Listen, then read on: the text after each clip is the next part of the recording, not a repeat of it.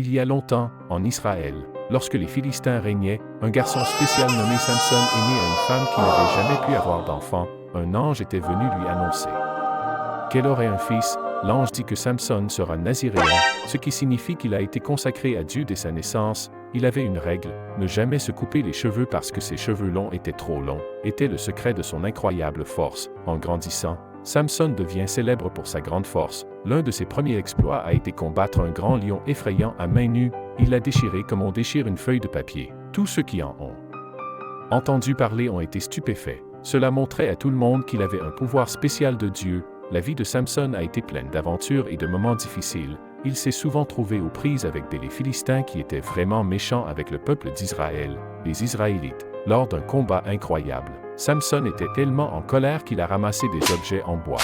Une mâchoire d'âne et l'utilisa pour vaincre 1000 soldats de l'armée philistine. Sa force était incroyable et tout le monde savait que c'était un don de Dieu.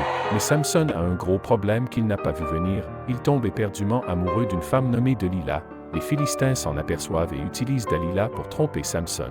Ils voulaient connaître le secret de sa force. Dalila a essayé à plusieurs reprises de le découvrir, et finalement, Samson lui a parlé de ses cheveux. Il disait que si on lui coupait les cheveux, il perdrait sa force. Une nuit, Samson dormait, Dalila s'est fait couper les cheveux par un Philistin. Lorsqu'il s'est réveillé, il était faible.